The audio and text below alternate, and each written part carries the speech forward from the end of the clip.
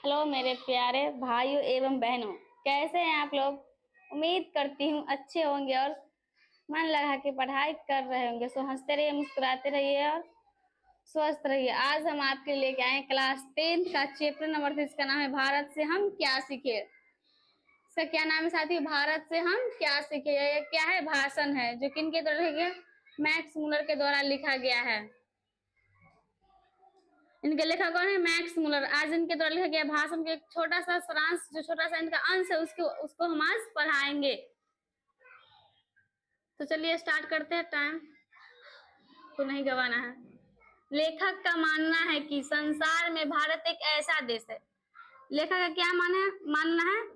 संसार में भारत एक ऐसा देश है जो सर्वविध संपदा, प्राकृतिक सौंदर्य से परिपूर्ण है। यहाँ प्राकृतिक भी अच्छा है, हर एक गुण से भारत देश परिपूर्ण है, हर एक गुण से भारत भरा हुआ है। वही लेखक कहते हैं कि संसार में भारत एक ऐसा देश है जहाँ प्राकृतिक तथा सौंदर्य से यह परिपूर्ण देश है। भूतल पर स्वर्ग से डाटा यही देखने को मिलती है कि प्लेटो तथा कांट जैसे दार्शनिकों ने भी भारत के महत्व को सहर्ष स्वीकार किया है। इस धरती पे भारत की धरती स्वर्ग जैसी है। लेखक कहते हैं कि भारत की धरती स्वर्ग जैसी है। ये बात को महान दार्शनिक प्लेटो कांट ने भी सहर्ष स्वीकार किया है कि हाँ, भारत की धरती स्वर्ग जैसी है। यूनानी, रोमन तथा मेटेनिक जाति के यहूदियों की विचारधारा में ही सदा अवगाहन करते रहने वाले यूरोपियनों ने विश्वव्यापी एवं संपूर्ण मानवता के विकास का ज्ञान भारतीय साहित्य में ही मिला है। महान व्यक्ति लोग कहते हैं कि यूरोपियन लोगों को, जो सब जाति क्या बोलते हैं इस सबको,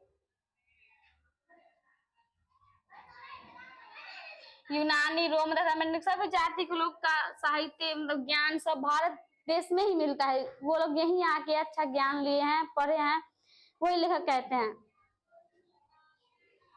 लेखक के अनुसार सच्चे भारत के दर्शन गांव में होते हैं। लेखक के अनुसार सच्चे भारत की दर्शन कहाँ होंगे? हमें गांव में, भारत की गांव में सच्चे भारत की पहचान होंगे उनकी, न कि कलकत्ता, मुंबई जैसे शहरों में। लेखक कहते हैं कि सच्चे भारत की पहचान कहाँ होगी? गांव की, न कि कलकत्ता जैसे शहर में, मुंबई जैसे शहर में, सब में नहीं।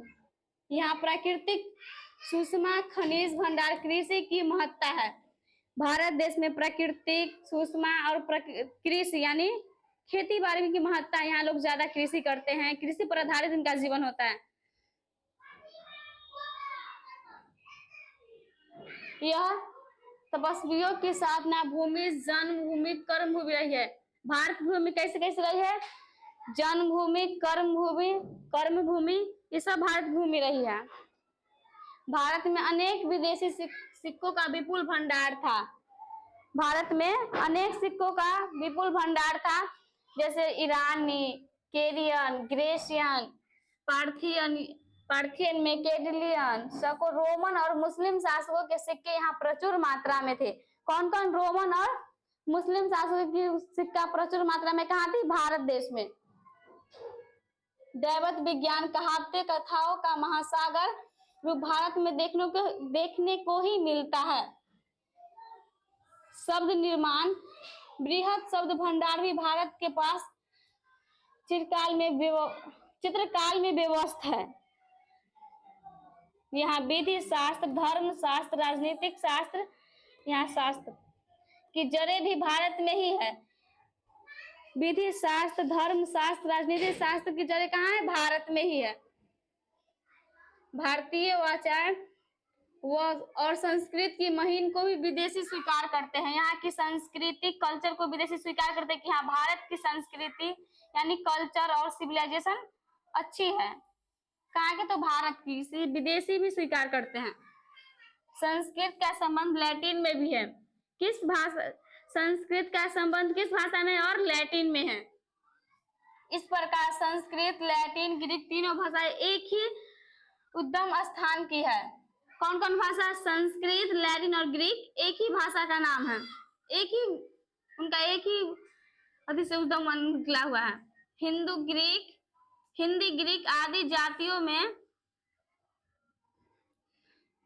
भी अनेकता के बावजूद एकता के बीच छुपे हुए हैं। भारत विद्या योग्य धर्म दर्शन का उद्गम स्थल है। भारत विद्या का धर्म दर्शन स्थल है। यहाँ पूरे विश्व को बुद्ध ने अपने विचारों से आलोकित किया है। भारत देश को बुद्ध ने अपने विचारों से आकर्षित किया है।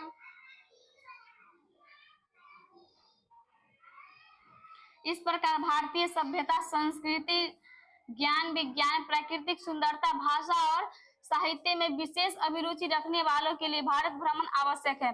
लेखक कहते हैं कि उनको जानना होगा भाषा के बारे में, संस्कृति के बारे में, ज्ञान विज्ञान के बारे में, तो उनको एक बार भारत जरूर घूमना चाहिए। कौन कहते हैं? इनके लेखक कौन है? Max Muller. वो कहते हैं अगर आपको संस्कृति जानना है, ज्ञान विज्ञान जानना, प्रकृति के बारे में, कृषि के बारे में जानना है, आपको भारत जरूर घूमना चाहिए, वो भी गाँव में आकर के। वारेन हेस्टिंग्स जब भारत का एक गवर्नर जनरल था। कौन साथियों? वारेन हेस्टिंग्स एक भारत का जब गवर्नर जनरल था तो उसे वाराणसी के पास 172 दारिश नामक सोने के सिक्के से भरा एक घड़ा मिला था। किसे मिला था? वारेन हेस्टिंग्स को। कहाँ मिला था? वाराणसी के पास। कितने? 172 दारिश नामक सोने के सिक्के मिला था। किसको मिला था? वारेन हेस्टिंग्स को। वारेन हेस्टिंग्स ने अपने मालिक ईस्ट इंडिया कंपनी के निदेशक मंडल की सेवा में भेजवा दिया था। उस वक्त ईस्ट इंडिया कंपनी था, उसके मालिक था, कोई राजा था, उसके पास वो 172 दारिश नामक सोने का जो सिक्का मिला था इनको, वारेन हेस्टिंग्स को, उन्होंने उस राजा को वहां राजा के दरबार में पहुंचवा दिए थे। कंपनी के निदेशक ने उन सोने के सिक्के के महत्व को नहीं समझा पाए। वो उस सोने के सिक्के के महत्व को नहीं समझा पाए और उन्होंने उन मुद्राओं को गला डाला और उन्होंने उस मुद्रा को जो उनको मिला था और राजा को दे दिया, तो उन मुद्रा को उन्होंने गला दिया। जब वारेन हेस्टिंग्स को इंग्लैंड लौटा, जब वो इंग्लैंड फिर से वापस लौटा, तो वे मुद्राएं नष्ट हो चुकी थी जो उन्होंने राजा को दिया था। 172 जो उसको वाराणसी के पास मिला था वो नष्ट हो चुकी थी, वो राजा ने उसको नष्ट कर दिया था। वारेन हेस्टिंग्स को इस दुर्घटना से बहुत अफसोस हुआ। वो बहुत अफसोस किया कि बेकार हम उसको दे दिए। कंपनी के निदेशक ने उन सिक्कों के ऐतिहासिक महत्व को समझा ही नहीं पाए और अनायास यह दुर्घटना घट गई। वारेन हेस्टिंग्स ने उन सिक्कों के महत्ता ऐतिहासिक को समझते थे, वह उस सिक्के के महत्व को समझते थे जो उनके पास मिला था। कंपनी के निदेशक ने नासमझी पर वारेन हेस्टिंग्स को दुखित थे, उनके नासमझी पर ये दुखित थे कि उन्होंने समझा नहीं और सिक्के को गला दिया। अंत में लेखक अपने हार्दिक उद्गार प्रकट करते हुए कहता है कि भारत की प्रकृति एवं सांस्कृतिक सौंदर्य संपन्नता और जानने के लिए अभी न जाने कितने स्वप्नदर्शियों की आवश्यकता है। यहाँ की प्रकृति जानने के लिए, संस्कृति के जानने के लिए न जाने कितने स्वप्नदर्शियों की आवश्यकता है किस भारत देश में। सर जोन्स ने भी जब सूर्य को अरब सागर में डूबते देखा तो उनके पीछे इंग्लैंड की मधुर स्मृतियां तथा उनके सामने भारत की आशा जगमगा रही थी। सर जोन्स एक व्यक्ति है जो जब सूर्य को अरब सागर में डूबते हुए देखा तो उनके पीछे इंग्लैंड की मधुर स्मृतियां तथा उनके सामने भारत की आशा जगमगा रही थी। कौन था? Sir William Jones. आगे आएगा, उसका पूरा नाम है सर विलियम जोन्स। कौन है?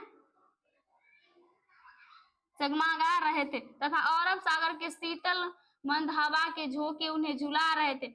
इस प्रकार सर विलियम जोन्स ने कलकत्ता पहुंचने के बाद पूर्वी देश के इतिहास और साहित्य के क्षेत्र में एक से बढ़कर एक शानदार कार्य किए। कौन? तो सर विलियम जोन्स। फिर भी यह सोचकर निराश नहीं होना चाहिए कि गंगा और सिंधु के मैदान में और अब उनकी खोज के लिए कुछ भी शेष नहीं बचा हो। वाकई में इसका इनके लिखा हुआ भाषण का एक छोटा सा अंश इतना ही था। इसको हम पढ़ा दिए, इसका लेखक परिचय भी करा चुके थे इसका, और हम ऑब्जेक्टिव करवा देंगे। देखिए आज हम इसको करा देते हैं।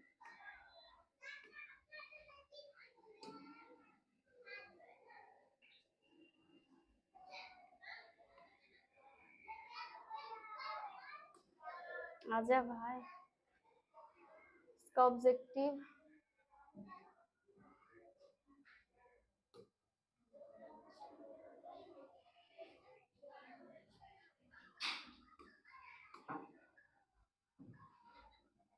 आप लोग ऑब्जेक्टिव के लिए तैयार है? तो चलिए स्टार्ट करते हैं।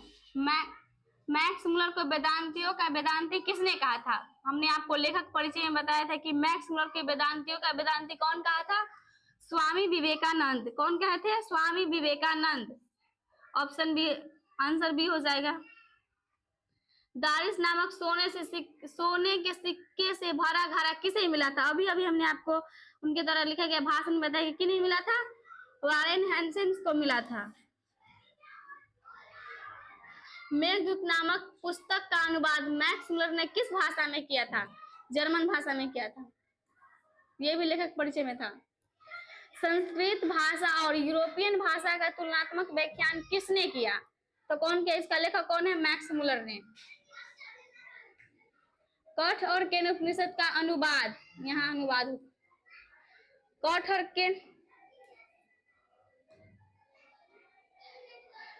केन उपनिषद का अनुवाद मैक्स मुलर ने किस भाषा में किया था? किस भाषा में किया था? जर्मन भाषा में किया था।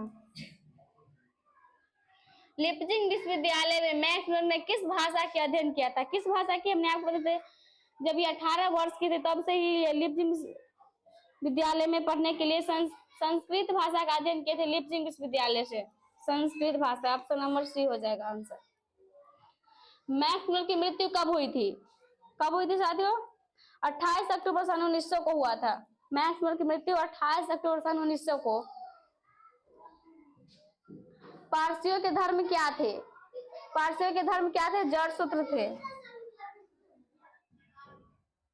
जनरल कनिंघम का संबंध किससे है? जनरल कनिंघम का पुरातत्व से।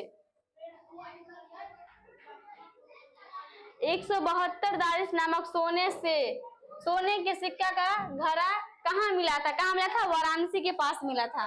किनको मिला था? वारेन हेस्टिंग्स को, वाराणसी के पास। महारानी विक्टोरिया ने नाइट की उपाधि प्रदान की, किसको प्रदान की थी? तो मैक्स मुलर को। नालंदा विश्वविद्यालय कहाँ स्थित है? बिहार में। ये भी कोई सवाल है?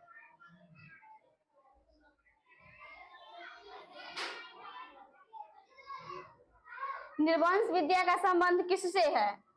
किससे साथियों? निर्वंश विद्या का संबंध मानव विज्ञान से है। दारिस क्या है? सोने की एक प्राचीन कालीन सिक्का है।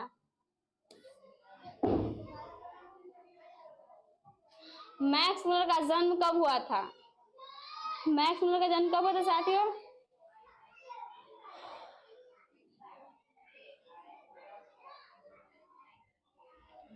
छह दिसंबर 1823 को हुआ था।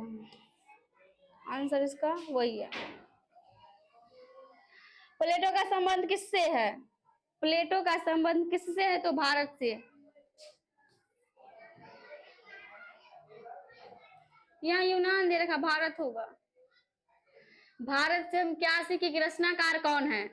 भारत से हम क्या सीखे? यह एक भाषण, इसके रचनाकार, उनके लेखक कौन है? मैक्स मुलर जी। कौन है? Max Muller. ऑप्शन बी हो जाएगा, मैक्स मुलर। शाहनामा का रचनाकाल है? ये तो नहीं था। 10वीं से 11वीं सदी।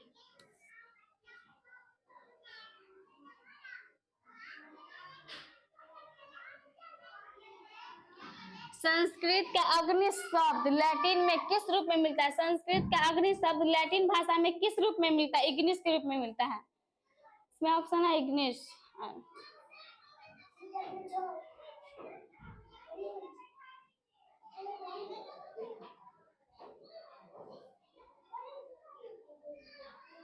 हकर्स क्या था? हकर्स एक वनस्पति वैज्ञानिक था। सर विलियम जोन्स ने भारत की यात्रा कब की थी? 1783 में। सुना इसका? मुंडा किस देश का जाति था? भारत देश का। भारत से हम क्या सीखे पाठ में नए सिकंदर विशेषण किसके लिए प्रयुक्त हुआ था? किसके लिए साथियों? ऑप्शन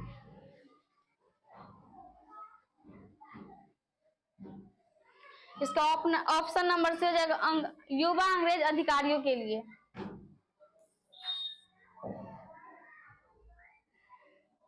भारत कहाँ बसता है? गांव में। मैक्स मूलर का जन्म कहाँ हुआ था? डेसाउ जर्मनी में हुआ था। वॉरेन हेस्टिंग्स था महान दार्शनिक था वो, जिसे वाराणसी के पास नहीं ये गलत आंसर है। भारत का गवर्नर जनरल था उस वक्त, जिस वक्त उसको मिला था सोने से भरा एक सिक्का, वो उसका भारत का उस समय गवर्नर जनरल था। मैक्स मूलर के पिताजी का क्या नाम था? Wilhelm Müller.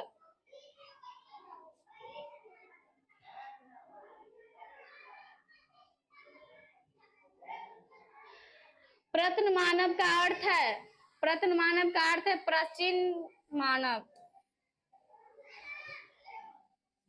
किसी वाराणसी के पास सोने के सिक्के से भरा एक घड़ा मिला था। किसे मिला था? वॉरेन हेस्टिंग्स को, वाराणसी के पास। किसके अध्ययन क्षेत्र में भारत के कारण नवजीवन का संचार हो चुका था? ऑप्शन ए विधि शास्त्र, नीति कथा, भाषण विज्ञान, दैवत विज्ञान। इसका आंसर है नीति कथा। इसका 30 ऑब्जेक्टिव था, इसका हो चुका है पूरा।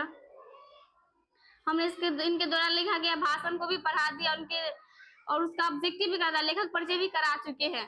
तो उम्मीद करती हूँ कि आप लोग को अच्छे से समझ में आ गया होगा। तो आज के लिए इतना ही, धन्यवाद।